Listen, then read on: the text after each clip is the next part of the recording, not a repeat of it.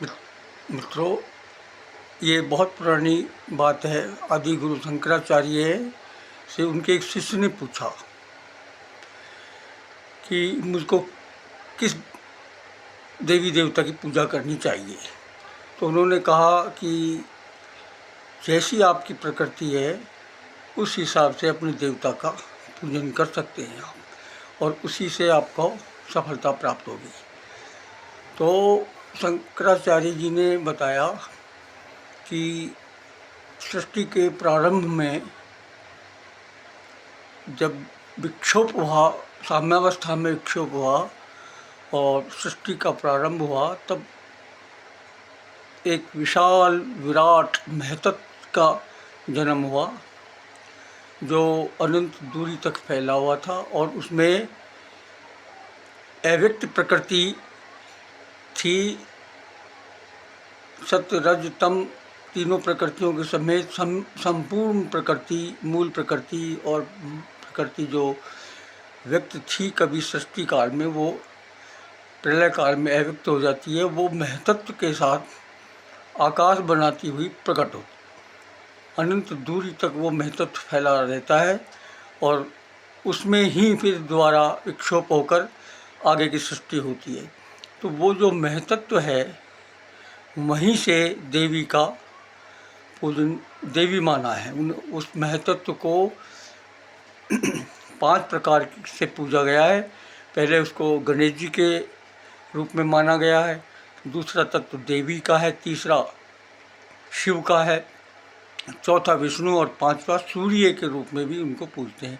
इस तरह से पंच देवताओं का प्रचलन प्राचीन काल से, सनातन काल से चला आ रहा है। ये आदि शंकराचार्य जी ने अपने शिष्य को बताया। अब आपकी अगर प्रकृति देवी की जैसी प्रकृति है, जल वायु आकाश पृथ्वी, ये जो प्रकृति है विभिन्न व्यक्तियों की, उसी हिसाब से देवता हैं। 5 प्रकृति और 5 देवता। आपकी प्रकृति के हिसाब से आप अपने देवता का पूजन करें तो अधिक लाभ होगा। और ये जो गणेश जी का पूजन है, देवी का पूजन है, सूर्य का पूजन है, शिव का पूजन है और विष्णु का पूजन है, हमारे देश में विभिन्न स्थानों पर समय समय पर देखने को मिलता है। उसका कारण यही है कि पंच परमेश्वर का पूजन हमारे यहाँ सनातन काल से चला आ रहा है। तो इस प्रकृति को, आपकी प्रकृति की जानकारी करके अपनी प्रकृति के हिसाब से जिस भी आप देवी देवता का पूजन करेंगे तो वो उसके साथ आपको तादाद में बैठ जाएगा और आपको लाभ मिलेगा। इस तरह का यह है हमारे देश में व्यवस्था की हुई है। 5 प्रकृति के प्राणी संसार में माने गए हैं। सत्य रज तम के अलावा सतोरज और रजोतम प्रकृति के भी प्राणी हैं, जिनको आप ये 5 प्रकृति के हिसाब से 5 देवता आदि गुरु शंकराचार्य ने बनाए, और वो आप पूजन करें। और देवी का पूजन करने वाले जो आजकल नवरात्र करते हैं, वो देवी को वही लोग पूजें तो ज़्यादा उचित होगा जो देवी की प्रकृति के हैं, अग्नि प्रकृति के। लेकिन देवी जी के साथ विष्णु, शिव, गणेश सबकी पूजन आवश्यक है। थोड़ा थोड़ा पूजन उनका भी हो, चाहे 5 देवताओं का पूजन ही किया जाना चाहिए, चाहे वो प्रमुख देवता आपका कोई हो, प्रमुख जो आपका पूजन है किसी भी देवता की हो, लेकिन पंच परमेश्वर का पूजन आवश्यक तौर से करना चाहिए। एक दूसरे के बिना, एक दूसरे की प्रकृति के बिना पंचदेव पूजन वो परमात्मा का पूजन है, जो अव्यक्त प्रकृति यानी जो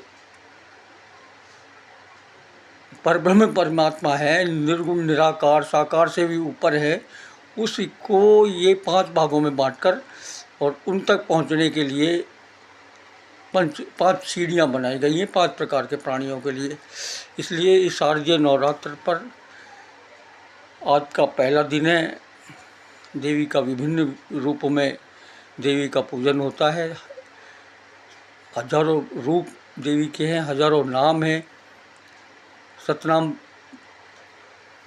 अष्टक भी है, सतनाम भी है। सतनाम जो देवी के हैं 108 नाम भी हैं, इस तरह से देवी का पूजन आप किसी भी प्रकार से अपने प्रकृति के हिसाब से पूजन कर सकते हैं। और ये 9 दिन पूजन करने के बाद में 9वें दिन सिद्धिदात्री का पूजन होता है, यानी 8 दिन तक आप अपने चक्रों को जगाकर 9वें दिन सिद्धि प्राप्त करके ब्रह्मरंध्र में पहुंच सकते हैं। ये इस तरह का एक अपने पद्धति है। पूजन का मतलब केवल पूजा करके उसका विसर्जन कर देना मात्र नहीं है। पहला चक्र, दूसरा चक्र, तीसरा चक्र, चक्र जागरण की एक विधि है और तपस्या है, और उसके हिसाब से अपने गुरु से पूछकर इस तरह की हमको अपनाना चाहिए। आज से शुरू, सभी को शुभकामनाएं।